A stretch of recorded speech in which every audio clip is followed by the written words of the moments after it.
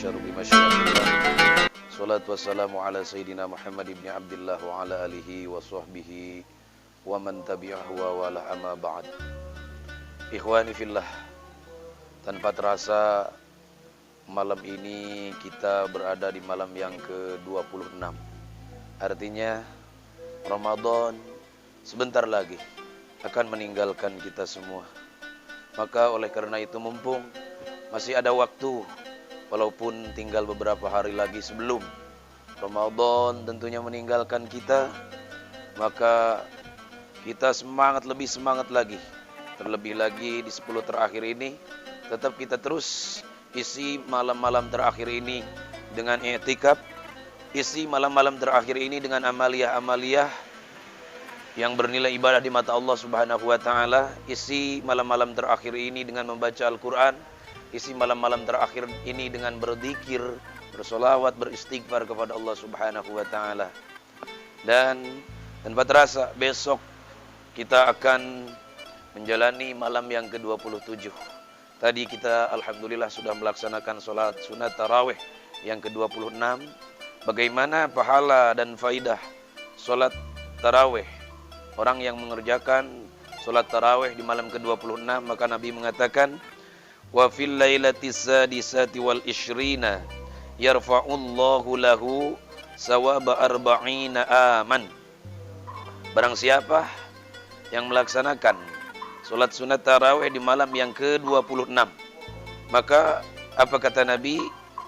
Allah akan angkat baginya sawabahu arba'ina aman, pahala ganjaran selama 40 tahun. Ikhwani fillah, Masya Allah, 40 tahun.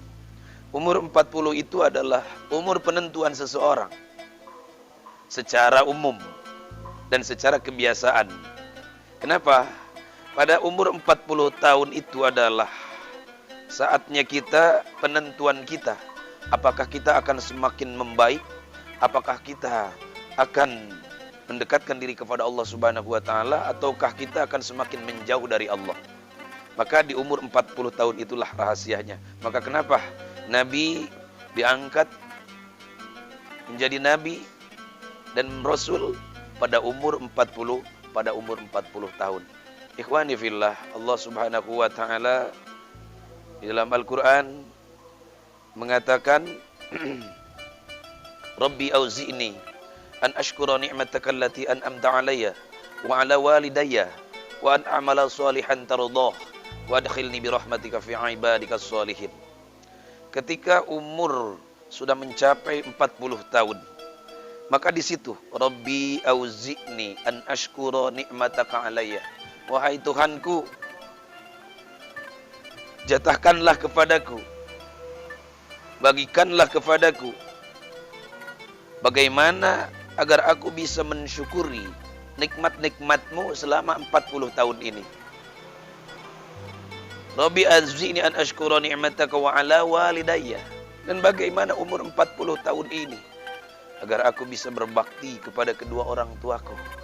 Masya Allah, Rabbana Karim. Ikhwani fillah, berbuat baik, berbakti kepada kedua orang tua ternyata itu adalah hal yang sangat luar biasa. Kenapa? Allah Subhanahu wa taala berfirman dalam Al-Qur'an, Anishkur li wa liwalidayka wa ilayyal masir. Allah menyebut nama kedua orang tua kita dengan namanya, Anishkur li wa liwalidayka. Bersyukurlah engkau, berterima kasihlah engkau kepadaku, kata Allah, wa liwalidayka, dan kepada kedua orang tuamu. Artinya apa? Di sini begitu sangat besar, sangat dahsyat dan agung bagaimana peran kedua orang tua kita kepada kita. Maka Nabi mengatakan, ridallah fi ridal walidain wa sukhtullah fi sukhtil walidain. Ridho Allah tergantung ridho kedua orang tua kita. Pun begitu pula murka Allah tergantung murka kedua orang tua kita. Maka sebanyak apapun ibadah kita, seandainya satu kali saja kita menyakiti hati kedua orang tua kita, baik bapak kita atau ibu kita, maka Masya Allah, Allah Subhanahu wa ta'ala tidak akan menerima segala amal ibadah kita. Ketika orang tua kita murka kepada kita, maka Allah pun akan murka kepada kita. Tetapi sebaliknya, ketika orang tua kita ridho dengan kita, maka Allah akan ridho. Ikhwani fillah, apakah saudara sudah tidak pernah, mungkin ini sudah familiar kalangan umat Islam, bagaimana seorang Uwais Al-Qarni dia mendapatkan kedudukan, kemuliaan, kehormatan yang paling tinggi di sisi Allah Subhanahu wa taala. Di mana Uwais Al-Qarni ini dia adalah seorang manusia yang terkenal di langit, walaupun di dunia tidak terkenal. Akibat apa? Atas dasar apa? Atas dasar kebaktiannya, ketaatannya, kehormatannya kepada kedua orang tua. Bayangkan Uwais Al-Qarni, orang yang diceritakan oleh Nabi kepada para sahabat, kepada Sayyidina Ali, kepada Sayyidina Umar untuk meminta doa kepadanya. Artinya, Uwais Al-Qarni adalah bukan seorang manusia biasa, sehingga Rasulullah Shallallahu Alaihi Wasallam mengenalnya karena memang dia terkenal di langit, sampai-sampai Rasul memerintahkan kedua sahabatnya Sayyidina Umar dan Sayyidina Ali apabila bertemu dengan Uwais Al-Qarni untuk meminta doa kepada Uwais Al-Qarni. Mungkin sudah banyak sekali kisah tentang orang-orang yang berbakti dan durhaka kepada kedua orang tua. Ada seorang sahabat, Abdullah bin Salam atau Alqamah juga ada. Bagaimana Abdullah bin Salam ketika saat sakaratul mautnya, ketika nazaknya, maka kedua mulutnya terkunci, tidak bisa mengucapkan kalimah thayyibah la ilaha illallah Muhammadur Rasulullah. Padahal Abdullah bin Salam ini adalah seorang sahabat yang taat, seorang sahabat yang begitu cinta kepada Rasulullah Shallallahu Alaihi Wasallam. Dalam hal ibadahnya tidak perlu ditanya lagi, bagaimana setiap malamnya dia dipakai beribadah kepada Allah Subhanahu Wa Taala. Malam dia jadikan siang hanya untuk mendekatkan diri, taqarrub kepada Allah. Tetapi apa yang terjadi ketika di akhir hayatnya, saat nazaknya, saat syakaratul mautnya, dia dikunci mulutnya sehingga tidak bisa mengucapkan kalimat thayyibah. Selidik punya selidik, maka ternyata sahabat Abdullah bin Salam ini ada sedikit menyakiti hati ibunya. Kenapa?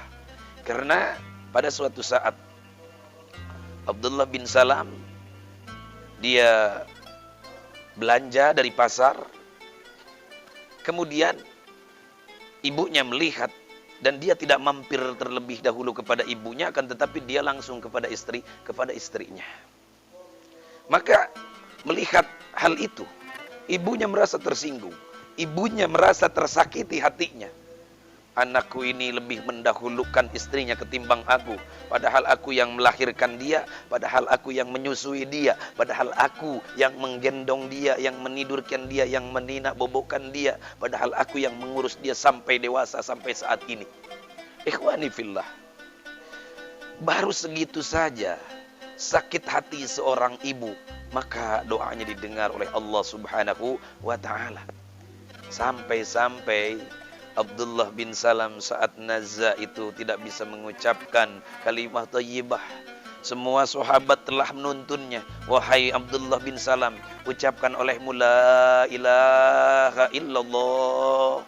Tapi tetap saja mulutnya terkunci.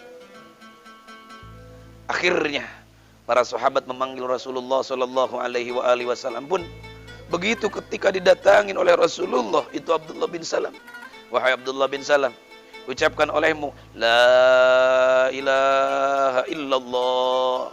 Maka apa? Tetap terkunci mulut daripada Abdullah bin Salam. Ketika Rasulullah Shallallahu Alaihi Wasallam melihat ke sekitar, ke sekeliling, sang ibu daripada Abdullah bin Salam tidak ada. Akhirnya Rasul bertanya kepada istrinya, wahai Fulanah, istri daripada Abdullah bin Salam, apakah suamimu ini ada dosa apa dalam diri suamimu ini sehingga dia terkunci mulutnya, tidak bisa mengucapkan kalimat thayyibah la ilaha illallah? Kemudian istrinya menjawab, wahai Rasulullah, yang aku tahu Abdullah suamiku ini, Abdullah bin Salam, Dia orang yang taat kepada Allah Subhanahu wa taala.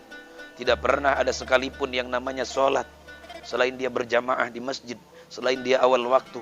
Begitu juga segala perintah Allah dia jalankan. Nah terus kenapa? Apa dosanya? Dan pada saat ini aku tidak melihat ibunya. Akhirnya istri Abdullah bin Salam ini bercerita, mungkin wahai Rasulullah, ada kesakit hatian, ada sedikit sakit hati dalam hati Abdullah, dalam hati ibunya Abdullah bin Salam. Akhirnya diceritakanlah kisah daripada pertama apa gara-gara sakit hatinya ibu daripada Abdullah bin Salam. Akhirnya Rasulullah sudah mengetahui kuncinya. Akhirnya Rasulullah menyuruh para sahabat untuk mendatangi ibunya. Akhirnya Abu Bakar mendatangi ibu Abdullah bin Salam. Wahai ibu, anakmu pada saat ini sedang naza, sedang sakaratul maut, dan dia tidak bisa mengucapkan kalimat thayyibah la ilaha illallah. Ayo ibu, maafkan dosa-dosa dia. Akhirnya ibunya berkata, tidak mau datang kepada tempat Abdullah bin Salam yang pada saat itu sedang sakaratul maut. Akhirnya Abu Bakar kembali kepada Rasulullah, wahai Rasul, ternyata saking sakit hatinya mungkin wahai Rasul, ibunya Abdullah bin Salam dia enggan untuk datang ke sini untuk memaafkan segala dosa-dosa anaknya. Akhirnya Rasulullah menyuruh sahabat Sayyidina Umar, Sayyidina Utsman, bahkan Sayyidina Ali, semuanya enggak ada yang berhasil. Akhirnya apa? Rasulullah Shallallahu Alaihi Wasallam inisiatif datang sendiri mendatangi daripada ibu Abdullah bin Salam. Wahai ibu, anakmu ini pada saat ini sedang nazah, sedang sakaratul maut. Akan tetapi Masya Allah, jangan sampai dia su'ul khatimah, dia tidak bisa mengucapkan kalimat thayyibah. Apa gerangan yang terjadi wahai ibu? Akhirnya ibunya bercerita tentang sakit hatinya dengan anaknya Abdullah bin Salam, yang gara-gara itu saja Abdullah bin Salam saat pulang dari pasar membawa sesuatu, dia tidak mampir dulu ke rumah ibunya, akan tetapi langsung ke rumah istrinya. Akhirnya apa? Kata Rasulullah, wahai ibu, apakah ibu mau memaafkan daripada kesalahan anakmu itu Abdullah bin Salam? Apa kata ibunya? Akhirnya Rasul kesal juga. Apa kata Rasulullah? Ya sudah, kalau ibu tidak mau memaafkan anakmu Abdullah bin Salam, maka Abdullah bin Salam pada saat ini juga akan aku bakar hidup-hidup. Masya Allah, Rabbana Karim mendengar perkataan Rasulullah Sallallahu Alaihi Wasallam seperti itu, bahwa anaknya akan dibakar hidup-hidup. Dia menjerit, ya Rasulullah, jangan wahai Rasul, jangan engkau bakar anakku hidup-hidup. Walaupun begitu memang dia tetap anakku, walau aku sakit hati tetap dia anakku. Apa kata Rasulullah sambil tersenyum? Ya sudah wahai ibu, kalau memang ibu begitu, tolong maafkan dosa-dosanya. Dan ayo sekarang ibu menghadiri daripada saat-saat sakaratul mautnya. Akhirnya luluh juga hati seorang ibu atas dasar ibanya, atas dasar sayangnya kepada anaknya, daripada dia dibakar hidup-hidup, mending dia mendatangi daripada anaknya Abdullah bin Salam untuk menuntun saat nazaknya, menuntun kalimah thayyibah la ilaha illallah. Akhirnya datanglah ibunya menemui Abdullah bin Salam, dan ibunya berkata, wahai anakku Abdullah, aku maafkan, aku ampuni segala kesalahan-kesalahanmu, segala dosa-dosamu. Maka setelah itu Abdullah bin Salam baru bisa mengucapkan kalimat thayyibah la ilaha illallah. Setelah itu tuwfiya, wafatlah Abdullah bin Salam dengan membawa gelar husnul khatimah. Artinya apa?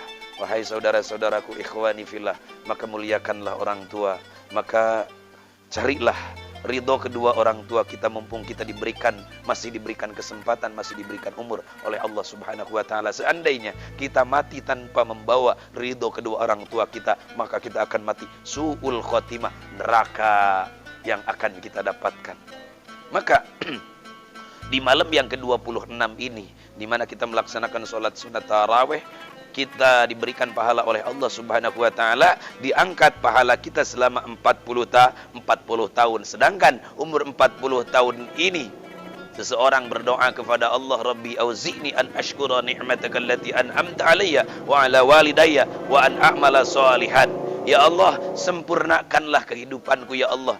Dengan bisanya, dengan mampunya Engkau mampukan aku untuk mensyukuri segala nikmat-Mu, dan mampukan aku untuk berbuat baik kepada kedua orang tuaku, dan mampukan aku untuk beramal soleh. Ikhwani fillah, saudara-saudaraku yang dimuliakan oleh Allah Subhanahu wa taala. Dan seiring dengan itu, mari kita baca doa hari yang ke-26. Ada kaitannya dengan malam 26 ini. Apa doa di hari ke-26? Mari kita baca bareng-bareng. Bismillahirrahmanirrahim. Allahumma ij'al sa'yi fihi maskura, wa danbi fihi maghfura, wa amali fihi maqbula, wa aibi fihi mastura, ya asma'as sami'in. Artinya, Allahumma wahai Allah, ij'al sa'yi fihi, jadikanlah semua aktivitasku di bulan Ramadan ini, semua amaliyahku di bulan Ramadan ini, maskuron, amaliyah-amaliyah yang disyukuri. Artinya sebagai tanda syukurku, tanda terima kasihku kepada Engkau ya Allah. Wa danbi fihi maghfura, dan jadikanlah di Ramadan ini ya Allah, dan bi semua dosa-dosaku maghfuran, Engkau ampuni. Wa amali fihi makbula, dan jadikanlah seluruh amalku ya Allah di bulan Ramadan ini makbulan, semuanya Engkau terima. Wa aibi fihi masturo, dan jadikan pula ya Allah di Ramadan ini seluruh aibku, seluruh nodakku, seluruh kesalahan dan kealfaanku masturo, Engkau tutupi. Ya asma'as sami'in, wahai dat yang maha mendengar daripada orang-orang yang mendengar. Ikhwani fillah, mudah-mudahan doa-doa kita di hari ke-16, di hari ke-26 besok didengar oleh Allah Subhanahu wa taala, sehingga semua aktivitas kita sebagai aktivitas tanda syukur kita kepada Allah Subhanahu wa taala, dan Allah menerimanya, dan dosa-dosa kita diampuni beserta amal-amal kita diterima, dan aib, noda, kesalahan, kealfaan kita ditutup semua oleh Allah Subhanahu wa taala. Amin ya Allah ya rabbal alamin. Ikhwani fillah, itulah faidah daripada salat sunnah tarawih yang ke-26 dan doa di hari Ramadan yang ke-26. Mudah-mudahan kita mendapatkan itu semua. Barakallahu li wa lakum. Allahumma salli wa sallim wa barik ala sayyidina Muhammad wa ala ali sayyidina Muhammad wal afu minkum billahi taufiq wal hidayah. Assalamualaikum warahmatullahi wabarakatuh.